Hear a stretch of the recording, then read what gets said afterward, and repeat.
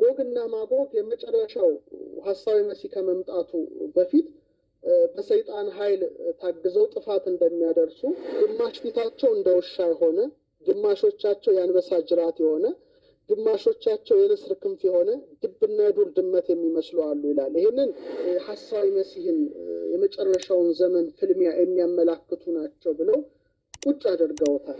በቸነፈርና በደም እፈርድበታለሁ፣ ዶፍም የበረዶም ድንጋይ እሳትና ድኝም በእርሱና በጭፍሮቹ ከእርሱ ጋር ባሉ በብዙ ሕዝብ ላይ አዘንባለሁ ይላል እና ሺው ዓመት ሲፈጸም ሰይጣን ከስራቱ ይፈታል ይላል። ከሰይጣን ከስራቱ ይፈታል፣ እሳትም ከሰማይ ከእግዚአብሔር ዘንድ ወርዳ በላቻቸው ይላል እና በጣም እንደ ባህር አሸዋ የሆኑ ጎግና ማጎግ የመጨረሻው ሐሳዊ መሲህ ከመምጣቱ በፊት በሰይጣን ኃይል ታግዘው ጥፋት እንደሚያደርሱ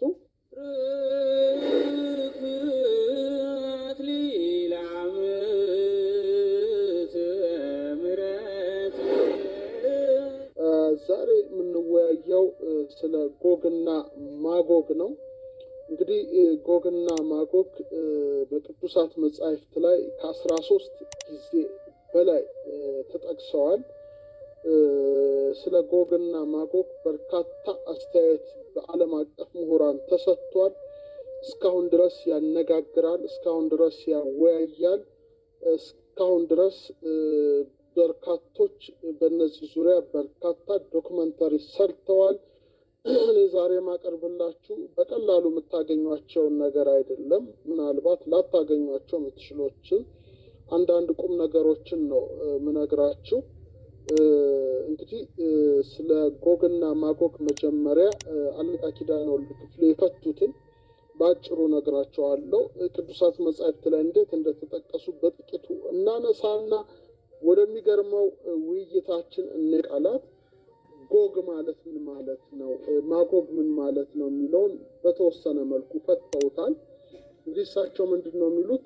ጎግ ማለት የሀገር ስም ነው፣ ስም ሀገር ነው ይሉታል። የሀገር ስም ጎግ ይባላል። ማጎጋውያን የሚባሉ ወይም ቃውቃዝ የሚባሉ ነገዶች የወረሱትና የሰፈሩበት ቦታ ነው ብለው ጎግን ይፈታሉ። ማጎጋውያን የወረሱት ስለሆነ ጎግና ማጎግ ተባለ ብለው ይፈታሉ። ማጎግን ደግሞ የሚሏቸው ምንድን ነው? ስመ ነገድ፣ የነገድ ስሞች ናቸው። በተለይ የደቂቀ ያፌት ወይም የያፌት ልጆች ናቸው ብለው ፈተውታል። ይህንንም ያዙት። በርካቶች የምሁራንን አስተያየት አቀርብላቸዋለሁ። ከዛ በኋላ ግን ሰፋ ወዳለው ነገር ወስዳቸዋለሁ። እንግዲህ እሳቸው እንደገና ይፈቱታል። ጎግ ማጎግ ፊደሎቹን ነው የሚፈቱት እና በተለይ ሲፈቱ ግን አፈታታቸው ጥንት ገወግ ማገወግ ይባል ነበር። ጎግ ማጎግ ሳይሆን ገወግ ማገወግ ተብሎ ይነበብ ነበረ። ዕብራውያን ሲያነቡት ወይም በዕብራይስጥ ሲነበብ ግን ገወግ ማጎግ ቀርቶ ጎግ ማጎግ እንደኛ ይነበባል። ግን ድሮ ገወግ ማገወግ ተብሎ ይነበብ ነበር ብለው አስቀምጠውልናል። ባለፈው ጊዜ ሀለ ሀመ ሰረሰ ራሱ ፊደሎቻችን ቁጥር ናቸው እንዳልኩኝ፣ በዕብራይስጥም እያንዳንዱ ፊደል ቁጥርን ይወክላል። ስለዚህ ሊቁ በዕብራይስጥ አልፋቤት ወይም በአሌፋቱ ቁጥር ወክለው ለጎግና ማጎግ የቁጥር ውክልና ሰጥተዋል። ለምሳሌ አሌፍ 1፣ ቤት 2፣ ጊሜል፣ ዳሌጥ፣ ሄ፣ ዋው፣ ዛይ፣ ሄት፣ ጤት፣ ዮድ፣ ካፍ፣ ላሜድ፣ ሜም፣ ኖን፣ ሳምኬት፣ ኤ፣ ፔ፣ ጻዴ፣ ቆፍ፣ ሬስ፣ ሳን፣ ታው። ይሄ የሂብሩ አልፋቤት ነው። የግሪኩ አልፋቤት ታጋማ ዴልታ ኤፕሲሎን ሲታ ኢታ ቴታ ዮድ ካፕ ላምዳ ሚኒ ኪሶ ሚክሮ ፓይሮ ይላል። እንደዚህ ሁሉ ይሄ ደግሞ ቁጥር አለውና ገ ምን ላይ ነው ብለው ይፈታሉ። ገ 3 ነው። አ በ ገ ደ እያልን ስንቆጥር ገ 3 ላይ ነው። ወ ደግሞ አ በ ገ ደ ሀ ወ 6 ላይ ነው። አሁንም ወ እንደገና 6 ላይ ነው። ስለዚህ ይቅርታ ገ እንደገና ሀ በገ 3 ላይ ነው። ስለዚህ ሲደመር 12 ይሆናል ብለዋል እና ማገወግ ደግሞ 52 ነው ሲደመር 64 ይሆናል ብለዋል እና 12ቱን ቅድም ካነሳናቸው ከ64 ጋር ሲጋጠም 71 ይሆናሉ። 70 ወይም 71ዱ ህዝቦች ናቸው። 72ኛው እስራኤል ናቸው እና የአዳምን ዘር ያሳያል ብለው የፈቱበት አለ እና ይህን ነገር ማየቱ አይጎዳም። ሌላው እንደገና ሕዝቅኤል ትርጓሜያቸው ላይ ምሁር ምን ብለዋል? ጎግና ማጎግ ጋር አብረው የተጠሩት ሞሳ እና ቶቤል አንድ ላይ አድርገው ማጎግና ሞሳ ቶቤል ወንድማማች ናቸው፣ ከ7ቱ ደቂቀ ያፌት 3ቱ ናቸው የሚል አስቀምጠውልናል። ይሄ እንግዲህ እሳቸው ትርጉም ነው። እንደውም እሳቸው ምን ብለዋል? እነዚህ ትውልዶች ድሮ አሉ ከአርማንያና ከቃውቃዝ እየተውጣጡ እስራኤልን ያውኩ ነበረ። ኢየሩሳሌምን ሳትቀር ቤተ መቅደሱን ገብተው የወሩ ይዘርፉ ነበረ። በኋላ ግን የሴም ትውልዶች አስወጥተዋቸዋልና በጣም ጨካኞች ስለነበሩ ዛሬ ድረስ ስማቸው ጉግማንጉግ ወይም ጎግማጎግ ሲባል አስፈሪ ሆኖ ዛሬ ድረስ ይነገራል ብለው ሊቁ አስቀመጡ። መጨረሻ ላይ ግን ለጊዜው እነዚህ ነገዶች ናቸው፣ ፍጻሜው ግን ሐሳዊ መሲህን የመጨረሻውን ዘመን ፍልሚያ የሚያመላክቱ ናቸው ብለው ቁጭ አድርገውታል። ይሄ የእሳቸው ትርጉም ነው። ብዙዎቻችሁ ስለጠየቃችሁኝ ነው። እንግዲህ ጎግና ማጎግ እነማን ናቸው የሚለውን ደግሞ የቅዱሳት መጻሕፍት መዝገበ ቃላቶች የሚያስቀምጡትን እናይና ወደኛ ነው የምንመጣው። ምክንያቱም ብዙዎቻችሁ ጠይቃችሁ ስለነበረ ማለት ነው። እንግዲህ ጎግ በተለይ መጽሐፍ ቅዱስ መዝገበ ቃላት ጎግን የሞሳህና የቶቤል መስፍን ይለዋል ገጽ 250 ላይ። ማጎግን ደግሞ ከያፌት ልጅ የተገኘ ወገን ይላል። እንደውም ምን ብሎ ያስቀምጣል? ከእስራኤል በስተሰሜን የኖሩ ህዝቦች ከመሆናቸው በቀር ዛሬ እነማን እንደሆኑ ለማወቅ አይቻልም ብለው አስቀምጠዋል። በአሁን ሞደርን ስኮላር ግን ሀገራትን እየጠቆሙ ይሄ እናንተ አስተያየት የምትሰጧቸውን ሀገራት እነዚህ ናቸው ይላሉ። ግን አንዳንዶቹ ግን ፈጽሞ እነማን እንደሆኑ ለማወቅ አልተቻለም ብለው አስቀምጠዋል። አሁን ደግሞ ይህን ካየን የተርጓሚዎቹን ሀሳብ ደግሞ ምናየው ይሆናል። እንግዲህ ማጎግ የሚባል ትውልድ እንዳለ በተለይ ይህም በፊት ከእስራኤል ጋር ጠበኞች የሆኑና ከጠፉት 10 ነገድ ውስጥም ሊሆኑ እንደሚችሉ የገለጸዋል። አስተያየታቸውን አክብረን እናስቀምጣለን። ብዙዎች ደግሞ የጎግና የማጎግን ነገር ምስጢር እንደሆነና ጊዜ ብቻ ሊገልጸው የሚችለው ነገር እንደሆነ አስቀምጠዋል። እኔ ብዙዎቻችሁ ሀገራትን እየጠቀሳችሁ ነው። እኔ ግን ሀገሮቹ እንዲህ ብዬ ማለት አልፈልግም። ሞደርን ስኮላር የሚሉትን ማለት ነው። ግን እንደ እይታ ሁላችሁም ማየት ትችላላችሁ ብዬ አስባለሁ። እንግዲህ እነዚህ ጎግና ማጎግ እስራኤልን ከበው ሄለን ገነቱ የሂብሩ ፊደል ጽፈሽልናል፣ እናመሰግናለን። ዕብራይስጥ ትንሽ ተምሬ ነበር፣ አሁን እየረሳሁት ነው። ባዝቻለሁ ግሪክ እና ሂብሪ፣ አሁን ግን እየጠፋኝ ነው። መልካም አመሰግናለሁ። እንግዲህ ጎግና ማጎግ ምንድን ናቸው የሚለውን ደግሞ ሌሎች ሊቃውን ሲፈቱ ማለት ምድርን ያመለክታል፣ ጎግ የሚለው ደግሞ የጎግ ምድር ነው ብለው የፈቱ አሉ። እነሱንም አይተናቸዋል። ሌላው ጎግና ማጎግ ቅድመ ልደተ ክርስቶስ 7ኛው መቶ ክፍለ ዘመን ልዳን ይገዛ ከነበረው ጎግስና ጎግ ከሚባል ከአካዲያን ጣዖታት ተነስተው የሚተረጉሙ አሉ። ይህም በየኢንተርኔቱ ላይ የምታየው ስለሆነ ብዛም እዚህ ላይ መግባት አያስፈልግም፣ ብዙ እንትን አይሉም።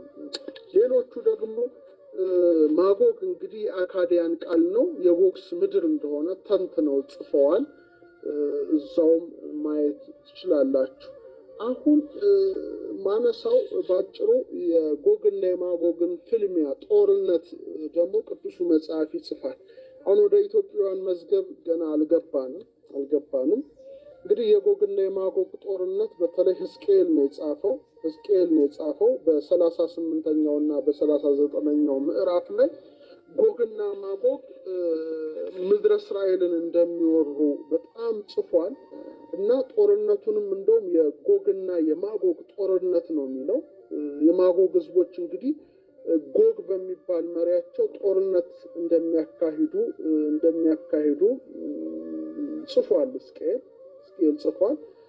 እንግዲህ እዛ ላይ ግን በጣም ከፍተኛ ጦርነት እንደሚካሄድ ነው እዛ ላይ እንደሚጽፈው። ለምሳሌ እንደውም ሕዝቅኤል ምን ይላል? ምድርን ትሸፍን ዘንድ እንደ ደመና በህዝቤ በእስራኤል ላይ ትወጣለህ፣ በኋለኛውም ዘመን ይሆናል በማለት በመጨረሻው ዘመን ጎግና ማጎግ መጥተው ከእስራኤል ጋር እንደሚፋለሙ ሕዝቅኤል ይጽፋል። እና ጦርነቱ ትንሽ የኒውክሌር ቦምቦችንም የሚያካትት ይመስለኛል እንደኔ እይታ። ምክንያቱም ምን ይላል 38ኛው ምዕራፍ ቁጥር 22 ላይ ስለ ጎግና ማጎግ ተናግሮ በቸነፈርና በደም እፈርድበታለሁ፣ ዶፍም የበረዶም ድንጋይ እሳትና ድኝም በእርሱና በጭፍሮቹ ከእርሱ ጋር ባሉ በብዙ ህዝብ ላይ አዘንባለሁ ይላል። እና ይህ እሳት ድኝ ማለት እንግዲህ አሁን ያሉ መሳሪያዎች እንደ ኒውክሌር ቦምብ፣ አውቶሚክ ቦምብ ሊኖር ይችላል በፍልሚያው ላይ ያስብላል ነው። እርግጠኛነቱን እንግዲህ መመርመር ያስፈልጋል። እና ፍልሚያው እስራኤል ላይ ሲካሄድ እግዚአብሔር ደግሞ ተፈጥሯዊ የሆኑ ነገሮችን አደጋዎችን ጎግ ላይ አምጥቶ እንደሚሸነፉ ደግሞ ይጽፋል እና በጣም መመርመር እንዳለበት ይሰማኛል። ይሄ ያለውን እውነታ ነው የምነግራችሁ። እኔ ግን የምፈልገው ሌላ ክፍል አለ፣ እሱ ላይ እንገባለን። እንግዲህ በሕዝቅኤል 39:1 ላይ ደግሞ ትንሽ ጠጠር ያለ ነገር ስለዚህ ይጽፋል። በዚያም ቀን በእስራኤል ዘንድ በባህር ምስራቅ የሚያልፉበትን ሸለቆ የመቃብርን ስፍራ ለጎግ እሰጣለሁ፣ የሚያልፉትንም ይከለክላል። በዚያም ጎግንና ብዛቱን ሁሉ ይቀብራሉ፣ የሸለቆውንም ስም ሐሞን ጎግ ብለው ይጠሩታል ይላል እና በጣም ከበድናቸው የተነሳ 7 ወር ድረስ እንደሚቀበሩ ቀብራቸው እንደሚፈጅ ይጽፋል እና ይሄ ትንሽ የረቀቀ ነገር ነው የሚሉት የቅዱሳት መጻሕፍት አጥኚዎች። አንዳንዶቹ ደግሞ ይህን አይተው መተርጉማኑ እንግዲህ ጎግ የሰው ስም ሲሆን እና እንደሞተና እንደተቀበረ ከጠቀሰ እና ከተፈጥሮ በላይ ሆነ ምናልባት በወደቀው መልአክ የሚመራ ነው ያ ፍልሚያ ብለው የሚጽፉ አሉ። ስለዚህ ይህን ሁሉ ነገር ማጤን፣ መመርመር፣ ማወቅ ተገቢ ይመስለኛል። እንግዲህ ሕዝቅኤልን አንቡ ብዙ ነገር ታገኛላችሁ። አሁን ወደ አዲሱ ኪዳኑን ንግባ። በመጨረሻው ዘመን እንግዲህ ሰይጣን የሚፈታበት ሰዓት እንዳለ እና የሰይጣን መሳሪያ ሆነው በኢየሩሳሌም ያሉ ቅዱሳንን የሚያጠፉ ጎግና ማጎግ እንደሚነሱ ዮሐንስ ደግሞ በራእዩ ተናግሯል። አፖካሊፕስ ይባላል። ይሄ እንግዲህ በጣም እንደውም ምን ይላል 20ኛው ምዕራፉ ላይ 7 ጀምራችሁ አንቡና ሺው ዓመት ሲፈጸም ሰይጣን ከስራቱ ይፈታል ይላል። ከሰይጣን ከስራቱ ይፈታል።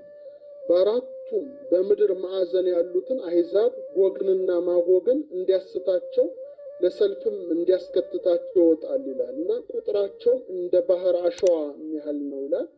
ወደ ምድርም ስፋት ወጡ፣ የቅዱሳንንም ሰፈር የተወደደችውን ከተማ ከበቡ፣ እሳትም ከሰማይ ከእግዚአብሔር ዘንድ ወርዳ በላቻቸው ይላል እና በጣም እንደ ባህር አሸዋ የሆኑ በተለይ ሰይጣን አነሳስቷቸው እንደሚመጡ ፍልሚያም ሊኖር እንደሚችል ነው እዛ ላይ የጻፈው እና እግዚአብሔር ከሰማይ እሳት አውርዶ እንደሚያጠፋቸው ባለራእዩ ዮሐንስ ተናግሮታል እና በመካከለኛው በተለይ ዘመን የሚነገረው ደግሞ ታሪክ ጎግና ማጎግ የመጨረሻው ሐሳዊ መሲህ ከመምጣቱ በፊት በሰይጣን ኃይል ታግዘው ጥፋት እንደሚያደርሱ እርሱ ለመምጣቱ ምልክት የሚሆኑና ከመጨረሻው ፍርድ አስቀድሞ ሐሳዊ መሲህ ሲጠፋ ጦርነቱ ላይ ተሳታፊ እንደሚሆኑ የጻፉ ተመራማሪዎች አሉ፣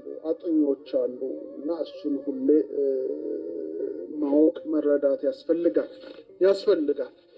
ሌላው ትንሽ ኢንተረስቲንግ የሆነው ነገር ምንድን ነው? ከአርማጌዶን ፍልሚያ በፊት ማለት ነው፣ ሰባተኛው ጽዋ ከማፍሰሱ በፊት በጣም የሚገርም ነገር ነው የተጻፈው። በተለይ ራዕይ 16:12 ላይ እንዲህ ይላል፣ ስድስተኛውም ጽዋውን በታላቅ ወንዝ በኤፍራጥስ ላይ አፈሰሰ ይላል። አፈሰሰ ከፀሐይም መውጫ ለሚመጡ ነገስታት መንገድ እንዲሰናዳላቸው ውሃው ደረቀ ይላል። በጣም የሚገርም ነው እና የሚመጡ አሉ ማለት ነው ነገስታት። እነዚህ ክፉዎች አይደሉም፣ ቅዱሳን ነገስታት እንደሆኑ ነው የሚነገረው እና በኤፍራጥስ ላይ መልአኩ ሲያፈሰው ከፀሐይ መውጫ የሚመጡ ነገስታት አሉ ማለት ነው እና መንገዱ እንዲሰናዳላቸው ውሃው ደረቀ በማለት ነው የሚያስቀምጠው። ይህን ይዘው የኢትዮጵያ መተርጉማን ወደ ብሔረ ብፁዓን ውስጥ ያሉት 1000 ዘመን የሚኖሩ ቅዱሳን ሁሉ ይመጣሉ ብለው ተናግረዋል። እነዚህ እንግዲህ 5 የመሬት ዓለማት አሉ። አንደኛው በርባሮስ የሚባለው የመሬት ውስጠኛው ክፍል ነው። ሁለተኛው የምንኖርባት ምድር ናት። ሌላው ገነት ናት። ገነት በስተ ምስራቅ የመሬት አካል ናት፣ ከሰማይ ስር ከምድር ከፍ ያለች። ሌላው በስተ ሰሜን ብሔረ ሕያዋን የሚባል ዓለም አለ።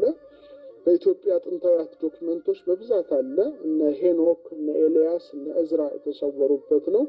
ሌላው ወደ ብሔረ ብፁዓን በስተደቡብ ያለ ዓለም አለ። እዛ ደግሞ 1000 ዘመን ሊኖሩ የሚችሉ ሰዎች፣ ቅዱሳን ሰዎች ያሉበት ቦታ መካነ ቅዱሳን እንደሆነ ይነገራል። ብፁዓን ማለት ራሱ ክቡራን ሰዎች፣ ንዑዳን ክቡራን ሰዎች ያሉበት ማለት ነው። እነዚህ የአዳም ዕድሜ ተሰጥቷቸዋል። አዳም 1000 ዓመት ቢቆይ ኖሮ የሕይወት ዛፍን ተመግቦ ኢየሩሳሌም ይገባ ነበረ። ነገር ግን 1000 ዓመት ሳይቆይ 7 ዓመት ብቻ ገነት ቆይቶ የተከለከለውን ዛፍ በልቶ ወደ ምድር ሲወድቅ 930 ዓመት ነው የኖረው። እንግዲህ አዳም 1000 ዓመት ሊሞላው 70 ዓመት ቀርቶት ነበር። ባለፈው አንስቼላችኋለሁ። 1000 ዓመት ሊሞላው 70 ዓመት ሲቀረው ነው አዳም የሞተው እና ያ 70 ዓመት ለኛ ተሰጥቷል። እድሜያችን 70 ነው የተባለበት ምክንያት አዳም 1000 ዓመት ሊሞላው 70 ስለቀረው ነው። ሌላው ግን ይሄ 1000 ዓመት ግን እዛ ላሉት ተሰጥቷል እና በጣም የተለየ ዓለም ነው ብሔረ ብፁዓን። እዚያ ያሉ ሰዎች የሚመገቡት ገነትን ለማናፈስ ሰርክ ላይ ገነት ፍሬዎች ይዘንቡላቸዋል። ያን እየተመገቡ ይኖራሉ እና እነሱ የሚመጡበት ጊዜ አለ ማለት ነው። ይህ እንግዲህ ከአርማጌዶን ፍልሚያ በፊት የሆነ ነገር ነው እና ከፀሐይ መውጫ ለሚመጡ ነገስታት መንገድ እንዲሰናዳላቸው ውሃው ደረቀ ይላል። ውሃው ደረቀ ብሎ ያስቀምጣል። እንግዲህ ይህን ያህል ነገር ከተወያየን ዛሬ ብዙ አልቆይም፣ ጥቂት ደቂቃ ነው ማቆያችሁ። እናንተም ረጅም ጊዜ ስለጠበቃችሁ ማለት ነው። መተኛትም ማረፍም ስላለባችሁ መሸባችሁ። አሁን ይሄንን ካየን እናንተ ይሄንን ብዙ ቦታ ታገኙታላችሁ፣ መዝገበ ቃላት ላይ፣ ዩቲዩብ ላይ ወዘተርፈ። ይሄን ሁሉ ነገር ታገኙታላችሁ። እኔ ምናልባት ላቀርብላችሁ የምፈልገው እናንተ ማታገኟቸው በብራና ላይ የተጻፉ መጻሕፍት እኛ ያነበብናቸው የተመለከትናቸው ነገሮችን ነው ባጋራችሁ መልካም የሚሆነው እንጂ ጉግል ላይ ምናምን ላይ ጎግማጎግ ብዙ ነገሮች አሉ፣ ከሀገር ጋር አስተያይተው የሚጽፉ አሉ። ያን እናንተ ሂዱበት። በጣም ቀላል ነው።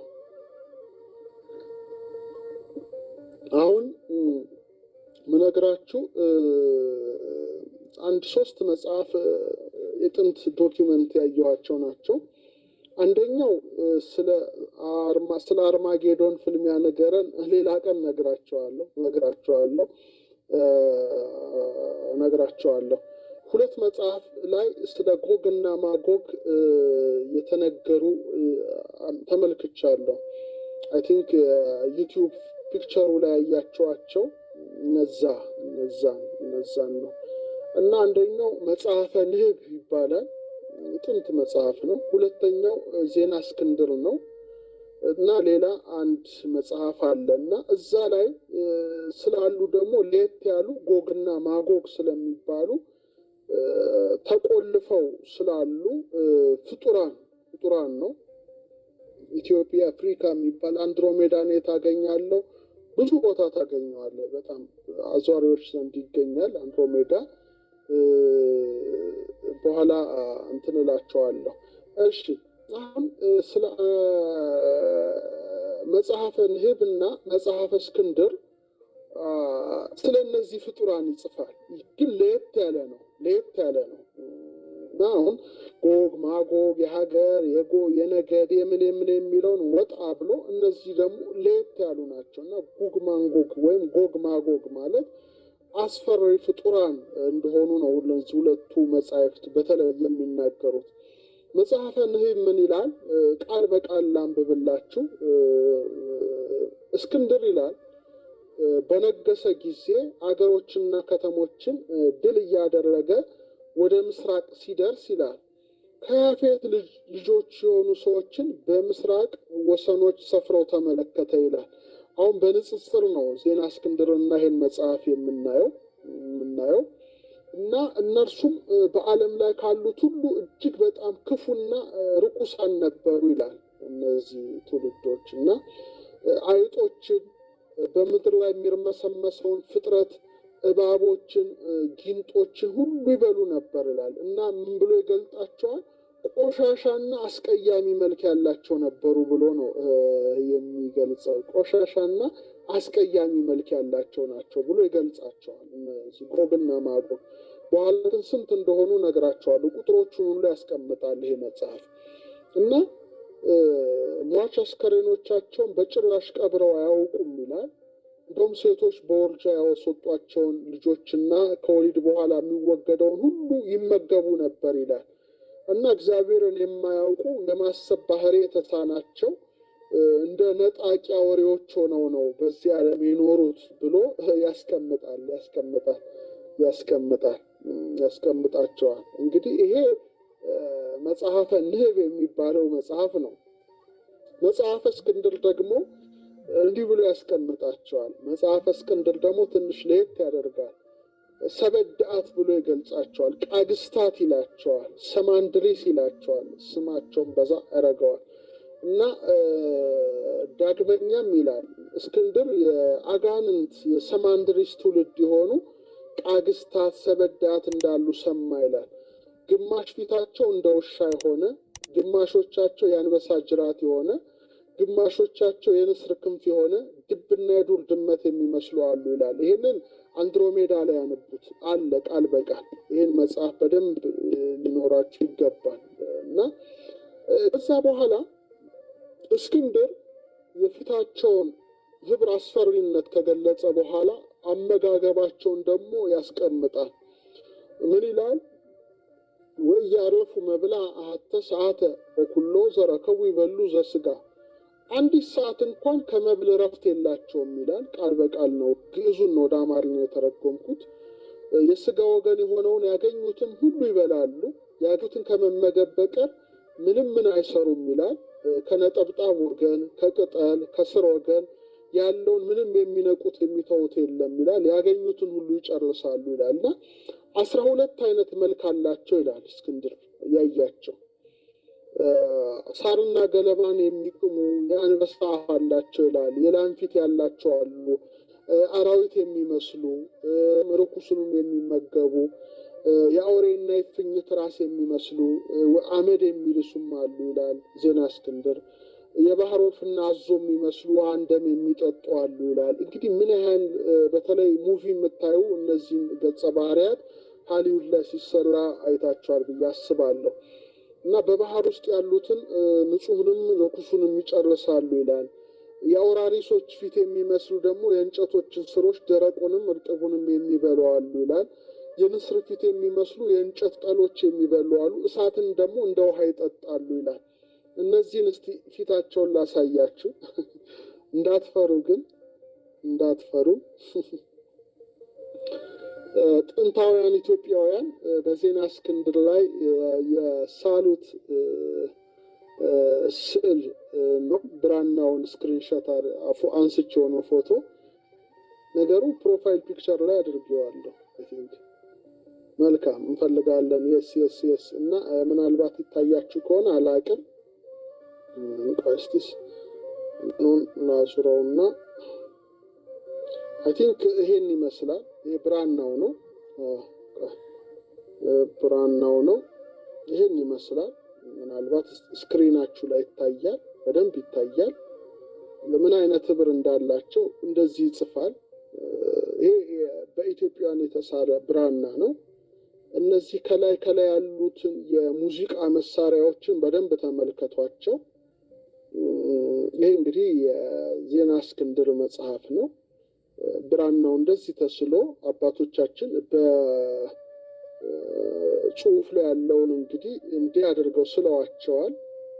እነዚህን ነው እስክንድር የተመለከታቸው ማለት ነው።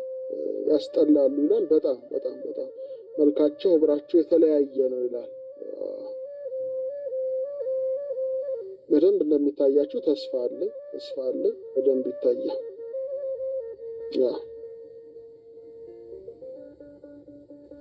ይሄ እንግዲህ አንድ ብራና ነው ማለት ነው። አይፓድ ላይ ያለ አንድሮሜዳ መጽሐፍ ላይ ያለ ግን ያው በብላክ ኤንድ ዋይት ነው። ይሄ ከለር ነው። ከለሩ እንዳለ ነው።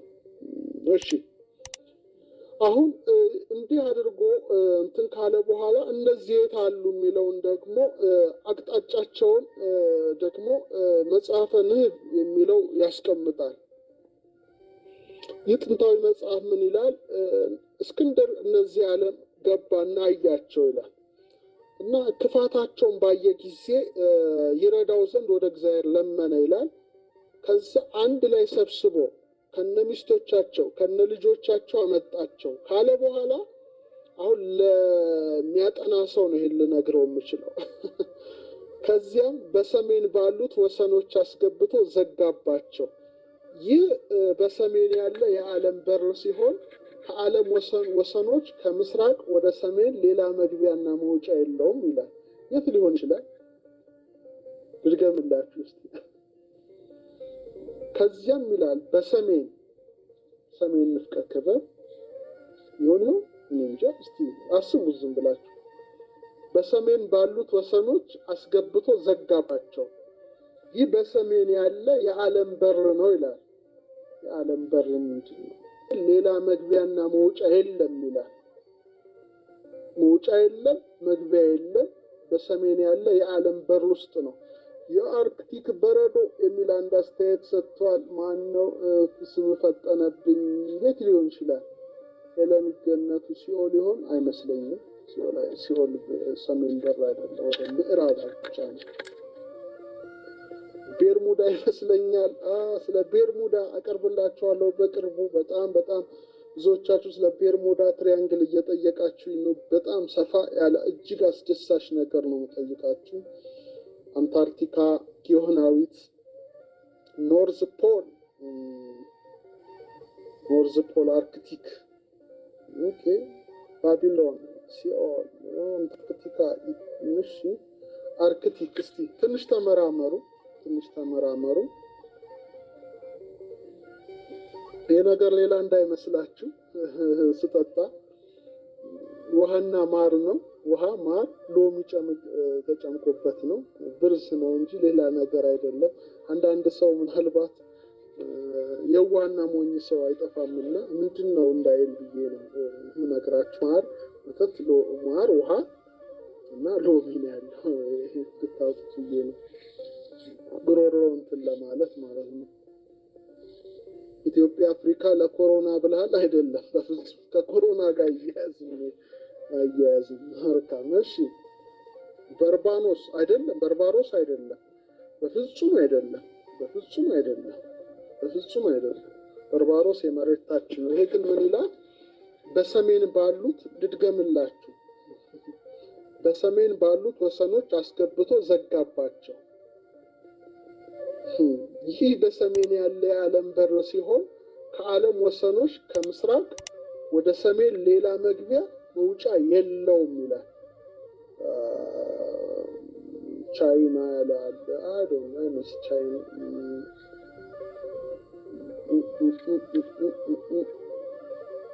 ኦኬ አንታርክቲካ ብዙዎቻችሁ ወደዛ ላይ ናችሁ ማለት ነው። ሬድሲ አይዶን ኖ ሬድሲ አይመስለኝም። ኤኒዌይስ በቃ እናንተ መርምሩት። እኔ ነገርኳችሁ ያ መጽሐፉን ላታገኙ ስለምትችሉ ማለት ነው። እንደውም ሕዝቅኤልን በተመሳሳይ መልኩ 39ኛው ቁጥር 2 ላይ ከሰሜን ዳርቻ ጎትተሃለሁ ይላቸዋልና ሰሜን አካባቢ ነው ያሉት። ሰሜን ላይ ሰሜን ነው መሬታቸው ሰሜናዊ ክፍል ላይ። በጣም ጥሩ። ከዚህ በኋላ እንግዲህ ይሄን ከተነገርኳችሁ መጽሐፈ እስክንድር ደግሞ ላይ ልቀቅላችሁ ንህብ ነው የሚለው። እስክንድር ደግሞ ምን ይላል? ሁሉንም በየመልካቸው በየአይነታቸው በአርአያቸው የሰወራቸው እግዚአብሔር ነው ይልና በስጋና በነፍስ ያለው በምድር ውስጥ ያለ ሁሉ ያሳልቅ ዘንድ እስከሚያወጣቸው ድረስ ሰወራቸው ይላል። ሰወራቸው ይላል። እነዚህን ፍጡራን እግዚአብሔር ሰውሯቸዋልና የሚያወጣቸው ቀን አለ ብሎ ነው የሚዘጋው። እና እሳትንም ሆነ ብረትን የሚፈሩት ምንም የለም ይላል። ምንም የለም ይላል። በምድርም በተራራም በጉድጓድ ስር ምንም የሚደበቅ የለም ይላል። እና እስክንድር እነዚህ ሰው ከወጡ ሰው አይተርፍምና ብሎ ስለ ሰው ልጆች እንደጸለየ ይጽፋል። እና ያለ ጊዜው ወጥተው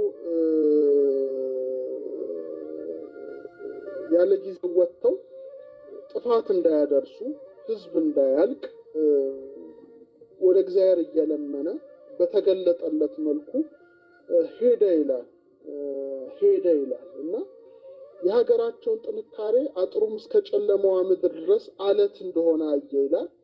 እና ነገር ግን አሁን ቅድም በጣም መግቢያ መውጫ የለውም ብያቸዋለሁ። እና አንዲት በር ብቻ አለች ይላል ወደ እነሱ መግቢያ 22 ክንድ የምትሆን መውጫ አለቻት ይላል። እና ሀገራቸውን ሲያይ በጣም አስፈሪ ገደል የበዛበት ሰንከልካላ ድቅድቅ ጨለማ በረዶ ይላል። ገስ አድርጉ። ብዙ ማሰብ ያስፈልጋል። እኔው የምገምታቸው ነገሮች አሉ፣ ግን እንዲህ ልል አልችልም። እናንተ አሁን ለምሳሌ ብዙ ሀሳብ እየሰጣችሁ ያለው፣ ግን ሎጂካል መሆን ያስፈልጋል። ለምን አላችሁት ይሄን ቦታ ለምን አላችሁት የሚለውን ነው በደንብ ማየት የሚያስፈልገው። ግምት ሳይሆን እንዲህ ከዚህ አንጻር እና ሰንከልካላ ድቅድቅ ጨለማ በረዶ ጭጋግ ብርድ ያለበት ነው ይላል። እና ሀገራቸውን ማየት በራሱ ያሳምማል ይላል። ጭንቅላት ያዞራል። ከባድ ዲሜንሽን ነው ማለት ነው። ሌላ እና የቃሎቻቸውን ድምፅ መስማትም መልካቸውንም ሀገራቸውንም ማየት አግባብ አይደለም ብሎ ነው ዜና እስክንድር የሚዘጋው። ፊትን ያጠቁራል፣ ራስን ያሳምማል፣ አጋንንታዊ ግብር ስላላቸው ምንም የሚፈሩት የለም ብሎ ያስቀምጣል። አሁን እነሱን ለማግኘት ደግሞ ሌላ ምልክቶችን ደግሞ እስቲ ልንገራችሁ። ሌላ ምልክቶችን እነዚህ ምልክቶች ሁለት ተራራዎች ናቸው። እነዚህ ሁለቱ ተራራዎች አንደኛው እስቲ በመጽሐፈ ንህብ የተጠቀሰውን ልንገራችሁ እና ደግሞ ወደ እስክንድር ደግሞ እንመለሳለን። ሁሉም የኛ ናቸው። መጽሐፍቱን እንዋኝባቸዋለን፣ ችግር የለም። መጽሐፈ ንህብ ላይ እስክንድር ይላል በለቅሶ ወደ እግዚአብሔር በጸለየ ጊዜ ይላል እግዚአብሔር ጸሎቱን ሰምቶ ሁለቱን የሰሜን ልጆች የተባሉትን ግዙፍ ተራራ አዘዘ ይላል። የሰሜን ልጆች ነው የሚላቸው፣ ሁሉ በሰሜን ይላቸዋል። እና ተራራዎቹ ስሞቹ ራሳቸው እና በመካከላቸው 12 ክንድ ያህል ክፍተት በመተው እርስ በርስ እንዲጠጋጉ አደረገ ይላል። ቅርፍዴል ምድቅኤል ብሎ ያነሳዋል ዜና እስክንድር። ግን ይሄ ግን ምን ይላል? 12 ክንዶች ያህል ክፍተት በመተው ተራራዎቹ እንዲጠጋጉ አደረገ ይላል። አሁን ያ ዓለም አላቸው። በሩን አይታውታቸዋል፣ ቦታውን አይታቸዋል። ከዛ ተራራ መጣና ተራራውን እንደዚህ ገጠመ እና ሲጋጠሙ ግን ትንሽ 12 ክንድ ክፍተት አለው ከተራሮቹ ወደ ተራሮቹ ማለት ነው። ከዛ በኋላ አንድ የሚገርም ነገር ነው የምነግራችሁ። ከፊት ለፊታቸው ብርቱ ግንብ ሰርቶ የነሐስ በር ሰራለት ይላል። የምን በር? የነሐስ በር እና በውስጥም በውጭም ቴስናቅስ የሚባል ዘይት ቀባው ይላል። ብረት አምጥተው ደግሞ በኃይል ለመክፈት ቢታገሉ መነቃነቅ አይችልም ይላል። ያ በር መነቃነቅ አይችልም። ሙከራ ሊያደርጉ ይችላሉ፣ ግን ፈጽሞ ሊያነቃንቁት አይችልም። በእሳት ለማቅለጥ ቢፈልጉ ያ የሰራው በጥበብ የሰራው በር ተመልሶ እሳቱን ያጠፋዋል። እንደ እሳተ ከላ ነገር ነው። ለአጋንንትም ለመሰሪዎችም አሰራር የማይበገር በማናቸውም የማይሸነፍ ነው ያ በር ብሎ ያስቀምጠዋል። እንደውም ይህን በር ላሳያችሁ እችላለሁ። እዚህ ጋር የምታዩት ነው። እዚህ ጋር ታዩታላችሁ። እዚህ ጋር የምታዩት ይመስለኛል። በደንብ ተመልከቱት። እነዚህ በሮች አሉ። በተለይ ይሄ በሩን ተመልከቱት እንዴት አይነት ቁልፍ እንዳለው። ይሄ እዚህ ጋር የምታዩት ቁልፍ ይሄ ማለት ነው። ይሄ የኢትዮጵያ ብራና ነው። እነዚህ ዳርና ዳር በሙሉ የምታዩቸው በቁልፉ ነው እና በሙሉ ዘግቶባቸዋል፣ ቆልፎታል ማለት ነው። እዚህ ጋር የቁልፍ ምልክት የምታዩት ይመስለኛል። የቁልፍ ምልክት ይታያል። እዚህ ጋር ግን ድምጽ ስለሚፈሩ እነዚህ ነገሮች አድርጎባቸዋል። እነዚህ ምኖች ናቸው የሚለውን ደግሞ ትንሽ ምርምር ያስፈልገዋል። ወደዚህ ያው እነዚህ ያላቸው እንደ ሮቦት ነገሮች አሉ ማለት ነው። የሚፈሯቸው ድምጽ በማዕድን የተሰሩ ግን ሁሌ የሚያጨበጭቡ ሮቦቶች ናቸው። እነዚህ የሚቆሙ አይደለም። በነፋስ ኃይል ታግዘው ሁሌ ያጨበጭባሉ። በጣም ድምጽ ስለሚፈስ ፍሪኩዌንሲ የድምጽ ፍሪኩዌንሲ በጣም ከባድ ነውና ሲሸሹ ይኖራሉ ይላል። እነዚህ አሁን ይሄን ካሳየኋችሁ አንድ ደግሞ የሚገርም ነገር አንዳንድ መጻሕፍት ዝም ብዬ ስመረምር ያገኘኋቸውን ደግሞ ላጋራችሁ። ይህ ከባድ ድንጋይ ምንድን ነው የሚለውን ምርምር ውስጥ መግባት ያስፈልግና መጽሐፈ ነህምያ ምን ይላል? ብረት አምጥተው በኃይል ለመክፈት ቢታገሉ እነሱ ያሉበት ዓለም ሊነቃነቅ አይችልምና እሳት ለማቅለጥ ቢፈልጉ ተመልሶ ያጠፋዋል። በፍጹም የማይበገር ነገር ነው ያደረገባቸው የሚለውን ሳነብ እስቲ ምን ሊሆን ይችላል ያ ማዕድን የሚለውን ደግሞ ሌላ ምርምር ውስጥ ገባው።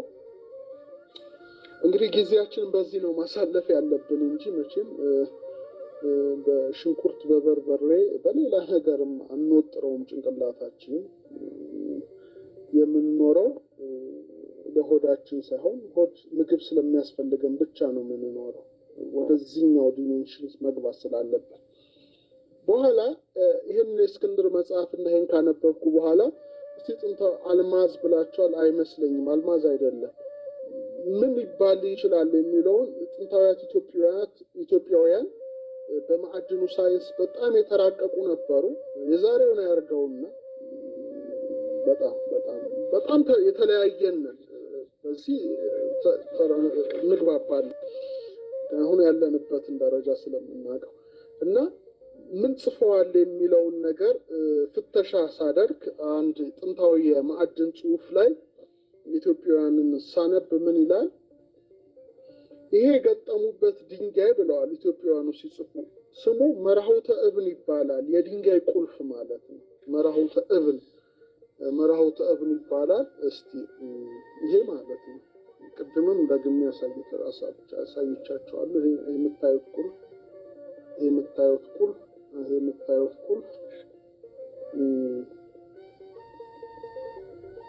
በተለይ ይሄ ማለት ነው ጫፏ ላይ ያለችው ቁልፍ ይታያል። ቁልፍ ነው እና መራሁተ እብን ይሉታል።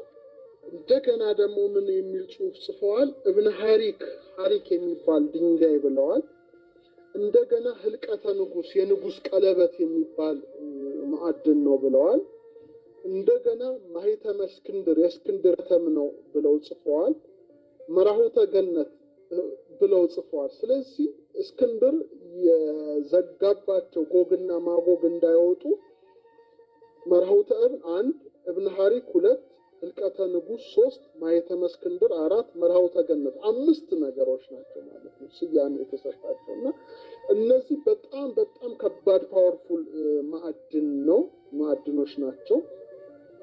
እሳትም ሊያቀልጠው የማይችል ነው። በፍጹም በዚህ ነው የዘጋባቸው ይላል እና የኢትዮጵያውያኑ ጽሑፍ ምን ይላል? እነዚህ ማዕድኖች አብዛኛውን ጊዜ የሚገኙት በበረሃ ባለ በተለይ ክረምቱ ውሃ ይዞ ከርሞ በበጋ ከሚደርቅ ወንዝ ውስጥ ነው ፈልገው ያገኙት የነበረው በተለይ እንደ ህብረ አይባን የመሳሰሉት እንደዛ ይላልና ያ ማዕድኑ አረንጓዴ የሚመስል ማዕድን ነው። ሲወቀር ግን ውስጡ ቀይ ቀለም ይወጣዋል። በተለይ ደግሞ ማታ ከተመታ ይላሉ ኢትዮጵያ የማዕድን ሊቃውንት ማለት ነው የጥንቶቹ ማለት ነው። ማታ ሲወቀር ብልጭ ድርግም ወይም ቦግልም የሚል ብርሃን ይወጣዋል ያ ማዕድን። ትንሽ ይሄ ማዕድን ለየት የሚያደርገው ውስጡ ሲፈረከስ የንስር ስዕል አለበት። ንስር ክንፉን ዘርግቶ ማዕድን ውስጥ ይገኛል እና ስዕለ ብርሃን ዘንስር ይባላል። በብርሃን የታተመ የንስር ቅርጽ ያለበት ነው እና የብርሃን ማህተም ነው። በዚህ ነው ማህተመ ንጉስና ብትቀርጹት ብርሃን አትሞ ነው የሚያወጣው። መቅረጽ ይቻላል እና ይሄ ከባድ ማዕድን ነው እና እንደውም ይሄን ማዕድን አባ እንጦንስ መጀመሪያው ርዕሰ መነኮስ አባ እንጦንስ ካረፉ በኋላ አባ መቃርስ ሲተኩ መልአኩ በአምሳለ መነኮስ ስቡዓዊ መስሎ መርቶ ይህን ድንጋይ ለአባ መቃርስም እንዳሳያቸው ኢትዮጵያውያኑ ጽፈዋል እና ትንሽ በጣም የሚገርም ነገር ነው እና መርምሩት እናንተ ብዙ እንትናት በሉ መርምሩትና እና ይህን ኃይለኛ ክቡር ድንጋይ ምን ያደርጉት ነበረ? ስዕለ ንስር የንስር ስዕል ቀርጸው እዚህ ላይ የምታዩዋቸውን ነጋሪትን እዚህ ላይ የምታዩትን በደንብ አስመልክታችሁ እዚህ ጋር ነጋሪት ታያላችሁ። ነጋሪት እዚህ ጋር ይቀርጹታል፣ እዚህ ጋር ያደርጉታል ማለት ነው። ነጋሪት መለከቱ ላይ፣ ጥሩምባው ላይ፣ ሁሉንም መሰንቆ ላይ እንደዚህ አድርገው ያደርጉታል የምታዩዋቸው ማለት ነው። እነዚህ ላይ ያደርጉታል። ነጋሪቱ ላይ፣ መሰንቆ ላይ፣ አርጋኖኑ ላይ፣ እንዚራው ላይ ያደርጉታል። አሁን ሲያደርጉት በጣም ድምፁ ኃይለኛ ስለሆነ በጣም የሚያስፈራ የሚያስደነግጥ ድምፅና ግርማ አለው። በጣም ስለሚያስፈራ ሲሸሹ ይኖራሉ ይላል። ይህን ድምፅ ሲሰሙ እና በፍሪኩዌንሲ ነው ያባረራቸው እንደ ዘመኑ ሳይንስ ማለት ነው። እና በዚህ ማዕድን እነዚህን አስፈሪ ፍጡራን ዘጋ፣ ጥፋት እንዳያደርሱ ቆለፈባቸው ይላል። አሁን መቼ ይመጣሉ የሚለውን ነገር ደግሞ ትንሽ እንይ። ከዛ በፊት ግን 22 ናቸው ይላል። 22 ነገስታት ነው የሚመሯቸው አሁን ባሉበት ዓለም ውስጥ ማለት ነው። 22 ነገስታት እና ስማቸው በመጽሐፈ ንህብ ላይ ተጽፏል። ጎግ፣ ማጎግ፣ ናዋል፣ ጳርሳይ፣ ዳቅላይ በጣም ስማቸው ሰፊ ነው። ጲሲሎን ምናምን 22 ስሞች አሏቸው። ዝርዝሮቹ አያስፈልጉም። 22 የተደበቁ ስርወ መንግስታት ነው ያሏቸው የሚመሯቸው። አሁን መቼ ይመጣሉ የሚለውን መጽሐፈ ንህብ እንዲያስቀምጠዋል። መጨረሻ ይሄን ነገራቸው አበቃለሁ። ቃል በቃል መጽሐፉ ምን ይላል? ወደ አማርኛ ስንመልሰው በዓለም ፍጻሜ ይላል በመጨረሻው ማብቂያ ላይ ወንዶች ሲበሉ ሲጠጡ ሚስቶችን ሲያገቡ ሴቶችም ለባሎች ሲሰጡ የወይን ቦታቸውን ሲያሰማምሩ ህንፃዎች በህንፃ ላይ ሲገነቡ ምንም ክፉ ሰውና ተቀናቃኝ በሌለበት አስተማማኝ ጸጥታና ሰላም ሆኖ ሳለ በድንገት የሰሜን በሮች ይከፈታሉ ይላል እና የታሰሩ ጭፍሮችም ይወጣሉ ይላል። እነዚህ ማለት ነው ድንገት በቃ ሰው ባልጠበቀው ሰዓት እና መላዋ ምድር በፊታቸው ትንቀጠቀጣለች ይላል እና ሰዎችም ልክ ይሄ እንግዲህ ሃሊውድ ፊልም ላይ መታየት ነው። ብዙዎች ታያላችሁ። ሰዎችም በመሸሽ ተራራዎች ውስጥ ዋሻ ውስጥ መቃብር ስፍራዎች የምድር ንቃቃት ውስጥ ይሸሸጋሉ ይላል ቃል በቃል እና ብዙዎች ሰዎችም በረሃብ ይሞታሉ ይላልና በሰዎች ላይ ከሚደርሰው መከራ ብዛት የተነሳ የሚቀብራቸውም ሰው አይገኝም እና እነዚህ እንደ ኤሊያንስ የሆኑት ፍጡራን የሰዎችንም ስጋ ይበላሉ ይላልና እንስሳት እንደሚጠጣሉ መሰመስን ነገር ባቡን ጅንጡ ምንም የሚመሩት ነገር የለምና ትንሽ ምዘለው ነገር አለ ኢዩኤል ላይ ያለ ትክክል አለ እና ምድርን ያጠፋሉ ይላል ከፊታቸው መቆም የሚችል አይኖርም ይላልና ካስከፊው መከራ ከአንድ ሳምንት በኋላ ሁሉም ኢትዮጵያ በሚባለው ሜዳ ላይ ይሰበሰባሉ ይላል። ያን ጊዜ ይላል በእግዚአብሔር ትእዛዝ ከመላእክት ሰራዊት አንዱ ከሰማይ ወርድና በአንዲት ቅጽበት ያጠፋቸዋል ብሎ ይዘጋል። በመጽሐፉ በራእይ 20 ላይ እንደዚህ ነው የሚለው ቃል በቃል 8 ቁጥር 9 ድረስ ማለት ነው። ምንድነው ምን ይላል? በአራቱም በምድር ማዕዘን ያሉትን አሕዛብ ጎግንና ማጎግን እንዲያስታቸው ለሰልፍም እንዲያስከትታቸው ይወጣል። ቁጥራቸውም እንደ ባህር አሸዋም ያህል ነው። ወደ ምድርም ስፋት ወጡ። የቅዱሳንን ሰፈር የተወደደችውንም ከተማ ከበቡ። እሳትም ከሰማይ ከእግዚአብሔር ዘንድ ወርዳ በላቻቸው በማለት ያስቀምጣል ማለት ነው ያስቀምጣል። ስለዚህ እነዚህ እንግዲህ ጎግና ማጎግ የተባሉት እንደሆነ ይጽፋል። በመጨረሻም አንድሮሜዳ ላይ የጻፍኩት አለ መጽሐፈ ዜና ምስጢር የሚባል አንድ እንትን አለ። ማርስ አታክ ብላቸዋል። ትክክል። ማርስ አታክ ሙቪው ላይ ድምጽ የሚጠሉ ናቸው እነዚህ ኤሊያኖቹ። ድምጽ ሲመጣ በጣም ኤክስፕሎድ ያደርጋል ጭንቅላታቸው ምናምን አይታችሁታል ሙቪውን እና ተመሳሳይ ነው ሆሊውድ የሰራው እና መጨረሻ ምነግራችሁ በ2 ደቂቃ ወይም በ3 ደቂቃ ጨርሰዋለሁ። በእንቁ የታነጸች ፀሐይ የሌለባት ዓለም ይላል። እንግዲህ በጣም አባቶቻችን የጻፉት ነገር በጣም የተራቀቀ ነገር ነው።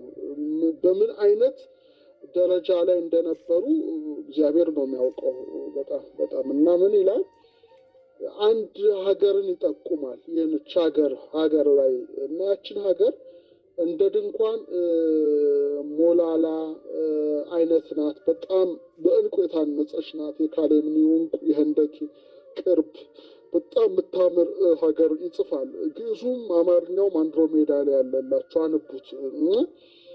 እዛ ላይ ያ ዋልቦ ፀሐይ በብሔሮሙ አለ አዕይንቲሆሙ ውእቱ ብርሃኖሙ ፀሐይ የለም አይኖቻቸው ብርሃኖቻቸው ለእነርሱ የሚያበሩ ጸዳሎቻቸው ናቸው። አይ ቲንክ እንደ አቫተር ይመስላል። አቫተር የሚባል ሙቪ አይታችኋል? ወደ 2 ምናምን ቢሊየንስ ዶላር ነው ያስገባው። በቦክስ ኦፊስ የመጀመሪያው እንደሆነ ነው ማውቀው። ምናልባት አሁን ያለውን ስታተስ አላውቅምና የሚገርመው በእኛ መጽሐፍም ላይ እነዚህ ተጠቅሰው ይገኛሉና ቁመታቸው እነዚህ ሌሎች ናቸው ጎግና ማጎግ አይደሉም፣ ግን የተያያዘ ነገር ስላለው ነው። ቁመታቸው ረጃጅም በመልአክ መለኪያ 12 ናቸው። ጠጉራቸው እስከ እግራቸው ተረከዝ ይደርሳል። አፍንጮቻቸው ረጅም፣ ጆሮቻቸው እንደ ካለትሬው ቅርፍት ናቸው። ሰውነታቸው ነጭ ነው ይላል። ብዙ ነገር ነው ይጽፋል። አንቡት አንድሮሜዳ ላይ ምን ይላል? ወሀገሮሙኒ መንክር ወህጹር በአርዌ ዘአሰርቱ ቀርኑ ይላል መጽሐፈ ዜና ምስጢር። ሀገራቸው በጣም ድንቅና 10 በሆነ አውሬ የታጠረ ነው ይላል። 24 ክንፍ አሉት ይላል እና ይሄ አንዳንድ ጊዜ ከእግዚአብሔር ይታዘዝና ይመጣል ይላል። መጥቶ እነሱ ዓለም ውስጥ ገብቶ ይላል የጎግን ሰራዊት ልጆች ሲከፉ በደልን ሲያበዙ መጥቶ ይገሏቸዋል ይላል። ከዛ አትርፈው ደግሞ ይሄዳሉ ይላል። በጣም አብስትራክት ነው ይወሉ አብስትራክት ነው እና ከኛ አቅም በላይ ነው እና በተለይ ሙቪ ላይ የምታዩት በተለይ ሃሊውድ የምታዩ እነዚህን ገጸ ባህሪያት በደንብ አድርገው በሙቪ መልኩ ሲሰሩ ታያላችሁ። በእውነት ጎግና ማጎግ በዜና እስክንድርና በመጽሐፈ ንህብ በእነ ህብረ አይባል ላይ በስፋት የተጠቀሱ ናቸው። እናንተ በደንብ አድርጋችሁ ተመራመሩ። እኔ ለዛሬ አበቃለሁ። በደንብ አድርጋችሁ መርምሩ፣ እወቁ፣ ሰፋ አድርጉት አይምሯችሁን። ምንጊዜም የሰው ልጅ እውቀት፣ እምነት፣ እውነት አመክንዮ ነው ሰው ነፃ የሚያደርጉት። በተለይ ደግሞ ሀገራችሁን ኢትዮጵያን በደንብ አድርጋችሁ ውደዱ፣ አባቶቻችሁን አክብሩ። እነሱ የሰሩት ስራ እንግዲህ ዛሬ ድረስ በፊልም ደረጃ በመላው ዓለም ይሰራል። ይህን የመሳሰሉ ትልልቅ ቁም ነገሮችን ትልልቅ መጻሕፍትን ነው ለእኛ ለልጆቻቸው አውርሰው ያለፉት እና ጥበቡ ቢቀዳ አያልቅምና ስለ ጎግና ማጎግ እንግዲህ ይህን ያህል ብያችኋለሁ። እናንተ ቦታውን አካባቢው የት ሊሆን ይችላል የሚለውን ተመራመሩበት ሳትጨናነቁ። ይህንን እላለሁ። በጣም አመሰግናለሁ። ብዙዎቻችሁ አስተያየት እየሰጣችሁ ነው። በጣም ነው ማመሰግነው። እግዚአብሔር ያክብርልኝ። መልካም ምሽት ይሁንላችሁ። ሼር አድርጉ፣ አጋሩ። በተለይ አንድሮሜዳንን በደንብ አድርጋችሁ መርምሩ። ስለ ቤርሙዳ ትሪያንግል ደግማችሁ ጽፋችኋል፣ አቀርብላችኋለሁ። ምንም ችግር የለም። ሁሉንም ነገሮችን እግዚአብሔር በረዳን መጠን እንመረምራለን። በጣም አመሰግናለሁ። መልካም ምሽት፣ መልካም አዳር።